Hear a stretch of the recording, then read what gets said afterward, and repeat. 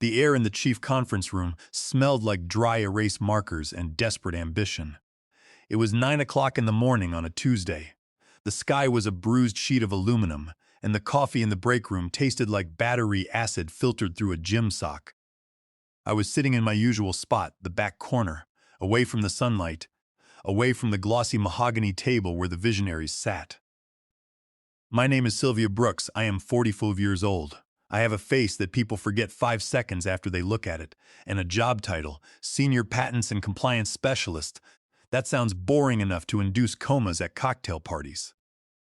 But I am the reason this company, Vertex Systems, has not been sued into a smoking crater. We were in the middle of a high-stakes live investor call. At the head of the table sat Gavin Drake, our new director of innovation.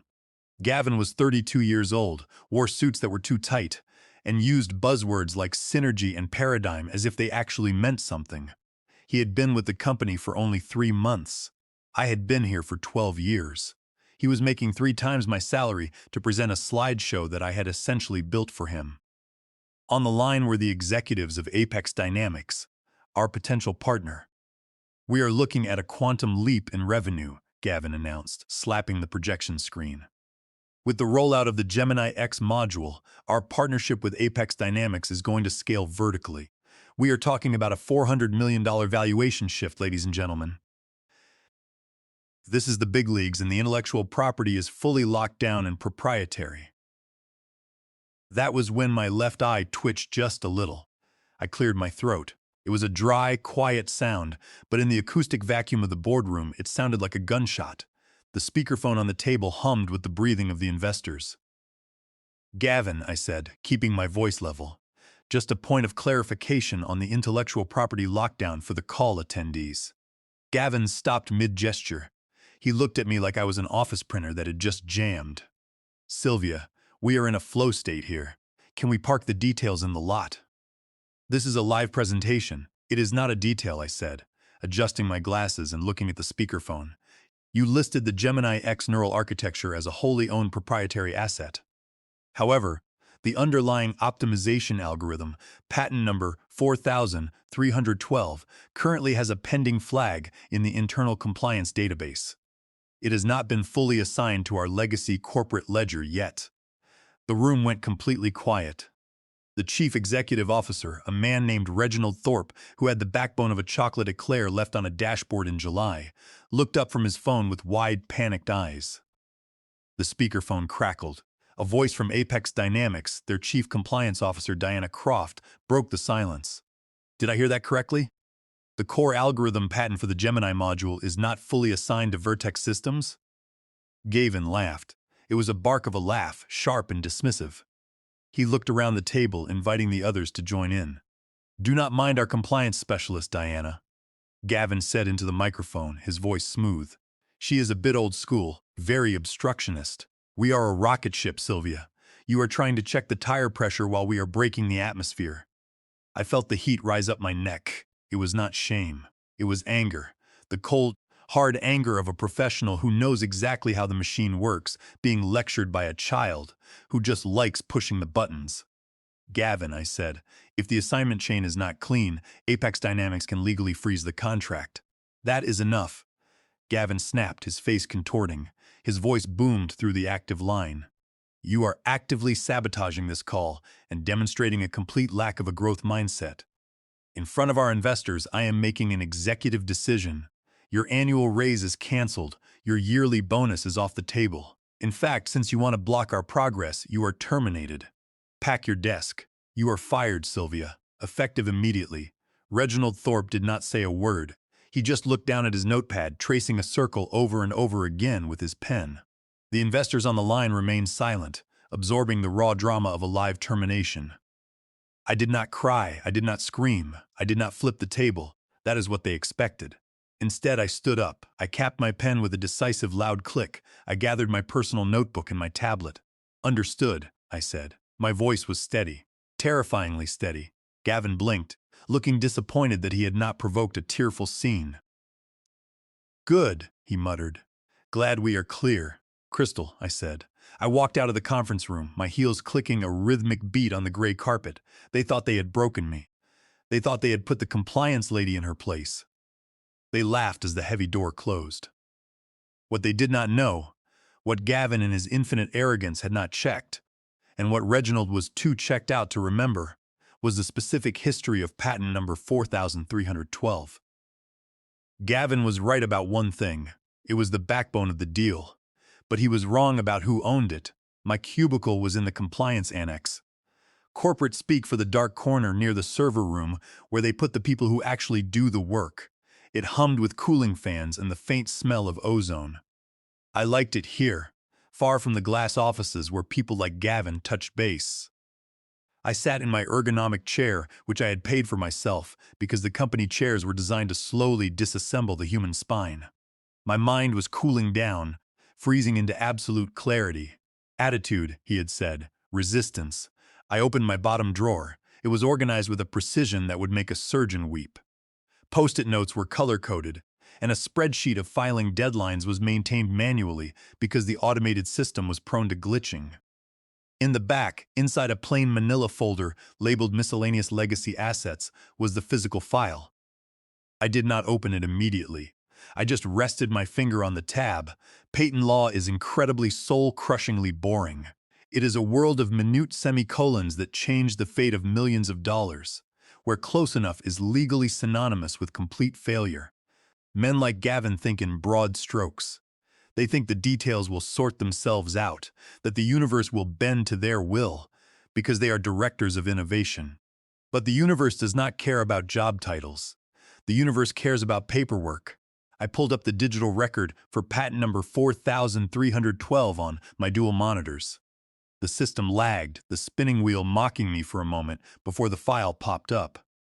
Title: Adaptive Neural Network Optimization for High-Load Logistics. Inventor: Sylvia Brooks, assignee. Pending. There it was. The word that was going to cost them their entire future. Pending. I closed my eyes and remembered. It was 4 years ago. My ex-husband had left me with a mountain of debt, and I threw myself into work to keep from drowning. I spent nights, weekends, and holidays in this office. The company was struggling and needed a fix for the latency issues in their predictive artificial intelligence model. The engineering team was stumped, the visionaries panicked. So I fixed it. I was not an engineer by trade, but I knew the logic of system architectures. I knew the compliance structures. I wrote the optimization algorithm myself at 3 o'clock in the morning on a Saturday, fueled by stale vending machine coffee and the kind of insomnia that comes from staring at an empty side of the bed. I filed the provisional patent application myself. I listed myself as the sole inventor, because technically, I was. The standard procedure was for our legal department to send me an assignment of rights form within 3 months. I would sign it, transferring ownership to the company in exchange for nothing but a generic thank you card. But 4 years ago, the legal department was in complete chaos. The old general counsel had been fired for embezzlement. Files were lost and emails were deleted. The assignment of rights form for patent number 4312 was never sent to me. I remembered waiting for it. I remembered checking my inbox every day for 2 weeks. And then I remembered the day I stopped checking. I remembered thinking that it was their job to secure their assets, and I was just the compliance lady. If they had treated me well, if they had given me the respect, the pay, and the acknowledgement I deserved, I would have walked into Reginald's office long ago and pointed out the missing signature. I would have fixed it because that was what I did. I fixed things. But today, Gavin had stood in front of the entire leadership team and the active investors and told me I was not a team player. He had fired me live on the call. I looked at the screen. The patent had been granted 2 years ago, but without that assignment form, the rights remained with the inventor. Me. I owned the algorithm. I owned the code that ran the Gemini X module. I owned the engine of the rocket ship Gavin was so proud of piloting. I felt a smile tug at the corners of my mouth. It was not a nice smile. It was the smile of a wolf realizing the sheep had forgotten to lock the gate. I reached for my phone. I did not call a lawyer yet. First, I needed to lock the door from the outside. I opened a new email draft. The subject line read, "Clarification of intellectual property status." I did not send it to Gavin. I did not send it to Reginald. I typed in the address of Diana Croft, the chief compliance officer at Apex Dynamics. We had met at a few dull industry conferences over the years. We had bonded over our shared hatred of buzzwords and our love for perfectly organized spreadsheets. "Hi, Diana," I wrote, my fingers dancing over the keys, just doing some routine housekeeping on our end before the big merger. "Can you confirm what documentation you have on file regarding the chain of title for the 4312 patent family? Our new director seems to think everything is automated, but you know how I worry about the details. Best, Sylvia. It was innocent, it was helpful, it was the kind of email a diligent, boring specialist sends. But to a woman like Diana, it was a fire alarm. It was a coded message that said, 'Check your records, something is wrong.' I hit send. Then I minimized the window, opened my spreadsheet of daily tasks, and went back to work. At noon, while the rest of the office filtered out to grab overpriced salads, I stayed at my desk. I unwrapped a turkey sandwich I had brought from home. Dry bread, efficient protein. I dialed a number I had not called in 6 months. The phone rang 3 times before a gravelly voice answered. "This is Walter," the voice said. Walter Vance was 70 years old, a retired patent examiner, who now worked as a consultant for people who could afford his astronomical hourly rate. Or, in my case, for someone who brought him homemade treats every winter holiday for a decade. He was the oracle of intellectual property law. "Walter, it is Sylvia," I said. "Sylvia, to what do I owe the pleasure? Finally quitting that circus to come work for my firm?" "Not yet, Walter. I have a hypothetical situation for you." "I love hypotheticals," Walter chuckled. "It usually means someone in leadership has screwed up. Fire away. Let us say an employee creates a patentable asset during non-work hours on their own time and files it personally. Let us say the company lists the asset in a commercial contract but never executes a formal assignment of rights. And let us say the employee contract at the time had a sunset clause on intellectual property claims that expired 2 years ago due to a corporate merger restructuring." There was a long silence on the line. I could hear Walter taking a slow drag of a cigarette. "The 2018 merger?" Walter asked, his voice sharpening. "The one where they dissolved the limited liability company and reformed as a C corporation?" "That is the exact one," I replied. Walter let out a dry, wheezing laugh. "If they did not get that assignment signed before the entity dissolution, that intellectual property does not belong to the new corporation.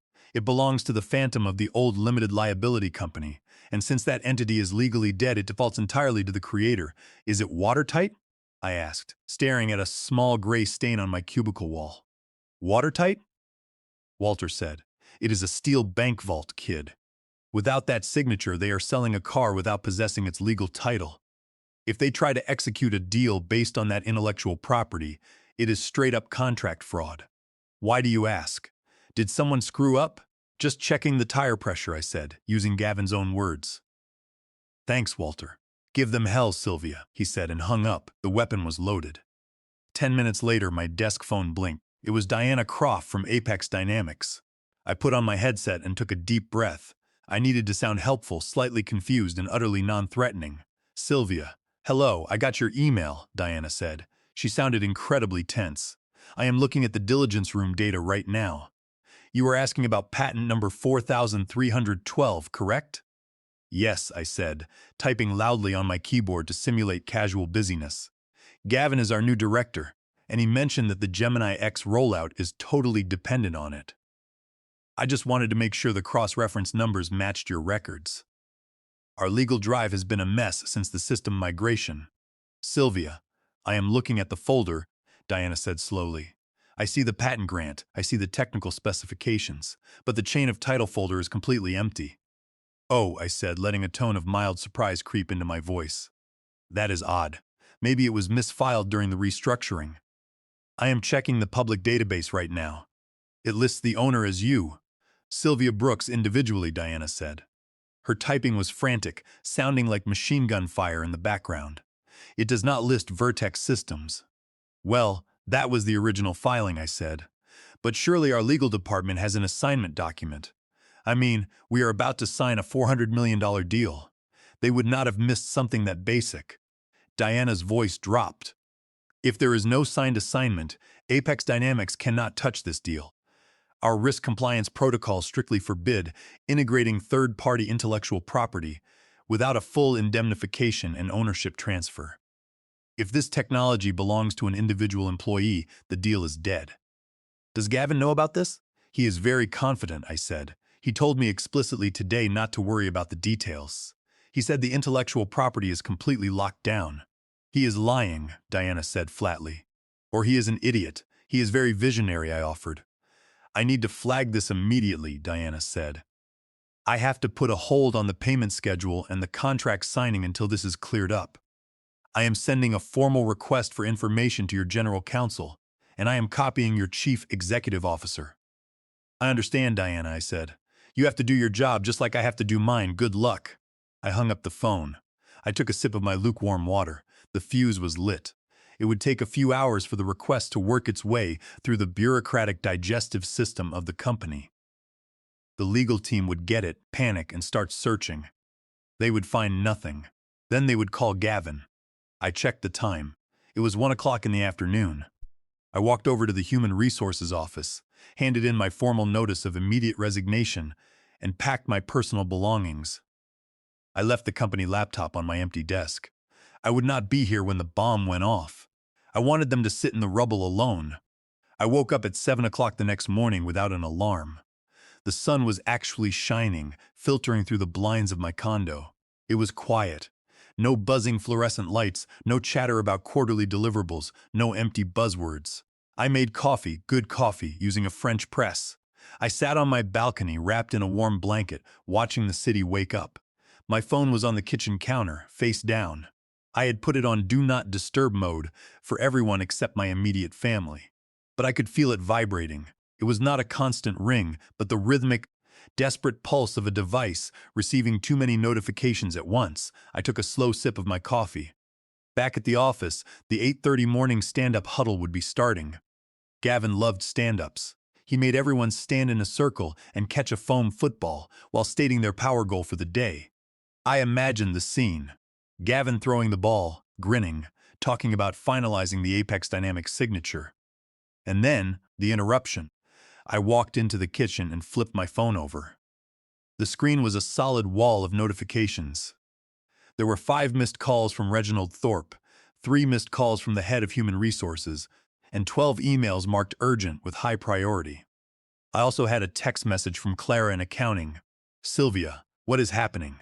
Legal is running around like their hair is on fire. Another text from Wesley in security. Gavin is currently screaming at the office printer. Just thought you should know. I smiled. The formal request for information from Diana must have hit the general counsel's inbox late last night. I opened the first email from Reginald. Subject: Urgent intellectual property documentation. Sylvia, we have a query from Apex Dynamics regarding the assignment of the Gemini module patent. They claim the file is incomplete. I need you to pull the physical file and bring it to my office immediately. This is top priority. It had been sent at 8:15. I scrolled up to the next one. Subject: Where are you? Sylvia, you are not at your desk. I do not care about your resignation. We have a corporate crisis. Get in here now. That was sent at 8:45. And then there was a text from Gavin.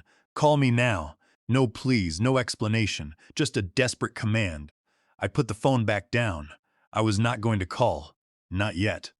I imagined their frantic search. The paralegals tearing through the metal filing cabinets. The information technology team searching the server logs. They would find the patent filing. They would find my name. And then they would look for the transfer document. They would search the digital archives.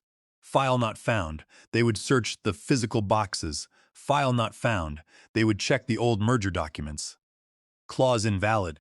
By 10 o'clock, the realization would be setting in. It would not be panic yet. It would be confusion. Surely it is just misplaced, they would say. Surely we did not build a $400 million strategy on code we do not own. I decided to do some gardening. I have a small collection of succulents. They require very little attention, but when they thrive, they are beautiful. Kind of like the patent law that leadership was currently ignoring. I watered them carefully, one by one. At 11:30, my phone rang. This time, it was a courier service. Hello, is this Sylvia Brooks? The driver asked. Speaking, I replied. I have a priority package for you from Apex Dynamics legal department. It requires a signature. Are you at your home address? I am, I said. I will be there in 10 minutes. Deanna was fast. She was not just flagging the risk, she was locking the gate. When the courier arrived, he handed me a thick, heavy envelope. I signed for it and opened it on my kitchen counter. It was a formal notice of contractual suspension.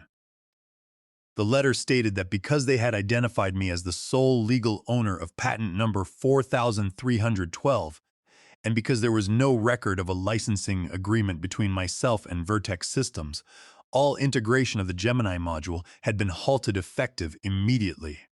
They also stated they were prepared to open a direct dialogue regarding licensing with me independently.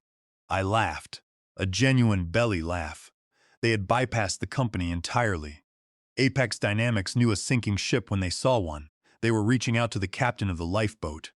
My phone buzzed again with a voicemail from Reginald. I decided to listen. Sylvia, pick up the phone. His voice was tight and high-pitched. Apex just froze the accounts. They sent a formal cease and desist to us. What is going on? Gavin is saying you sabotaged the database. I need you here to explain this now, sabotage. Of course Gavin would call it that. He could not conceive of a world where his failure was his own fault. I poured myself another cup of coffee and sat down at my laptop. I drafted a reply to Diana, stating I was open to a conversation but needed to resolve some internal matters first. Then I sent a short text to Reginald. I have resigned from Vertex Systems.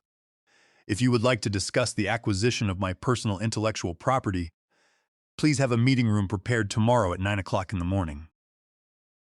I suggest you have legal counsel present. You are going to need them. When I walked into the lobby the next morning, the silence was heavy. The receptionist, Penelope, looked pale and immediately picked up her phone to whisper. I swiped my badge, which still beeped green. Active. Good, I took the elevator to the 4th floor. As the doors opened, I saw them. Gavin was pacing, tie loosened, dark circles under his eyes, gesturing wildly to the general counsel, Maxwell Thornton. It is a clerical error, Gavin was saying. She is a compliance specialist, not an engineer. She just filed the paperwork. The paperwork says she is the inventor, Maxwell snapped. And it says we do not own it. Apex Dynamics is freezing payments because we are trying to sell them stolen goods. I stepped out of the elevator, my heels clicking on the marble floor. They all turned, Gavin's eyes widening with fury. I walked past them and into the boardroom. I took the seat at the head of the table. Reginald Thorpe followed me, looking 10 years older, while Maxwell and Gavin scrambled in after him. Apex has frozen the $40 million initial payment, Reginald said, his voice shaking. They are threatening to pull the contract and sue us for breach of good faith. Our stock is down 12%. Sylvia, how do we fix this? Fix it? I asked. I tried to warn you on Tuesday. You fired me. We are past that, Maxwell interrupted. Sylvia, let us be reasonable. We know you filed the patent, but you did it while employed. Do not quote implied ownership statutes at me, Maxwell. I cut him off. The work was done outside of business hours on my own equipment. The filing was done personally. The company had 90 days to execute the assignment of rights, which you failed to do. The company then dissolved and reformed, and the rights did not transfer. I pulled a folder from my bag and slid a notarized affidavit from the patent office across the table. Patent number 4312 is mine, and since Gemini X cannot function without it, the module is effectively mine too. This is extortion, Gavin hissed. I am not doing anything, I said. You sold a product you did not own. That is federal fraud, Gavin. Do you know what the penalty is for defrauding a partner in a merger involving publicly traded funds? It involves prison time. Gavin went pale, slouching back in his chair. What do you want? Reginald asked. I want to discuss the terms of your surrender, I said. I want an exclusive licensing agreement. I am willing to grant a perpetual license to Vertex Systems, but I retain the underlying intellectual property. Here are my terms, I continued. First, a retroactive royalty fee of $200,000 for the use of my intellectual property over the last 2 years. Second, a go-forward royalty of 2% on all gross revenue generated by the Gemini X line. Third, I want a formal written apology signed by both of you, acknowledging that this delay was due to executive oversight and failure to heed compliance warnings. This will be filed with Human Resources and sent to the Board of Directors. I am not signing that, Gavin said, his face turning red. It is an admission of incompetence. Yes, I said, it is. If you do not sign, the deal dies. Reginald looked at Gavin. The look was cold. He will sign, Reginald said. And finally I said, I want my title changed. I am resigning today, but my new company, Brooks IP Solutions, will be hired as your external consultant. The retainer will be equal to my current salary, plus the royalties. And I will report directly to the board of directors, not to the director of innovation. Do it, Reginald whispered. Draw up the papers, Maxwell. It took legal 3 hours to draft the contracts.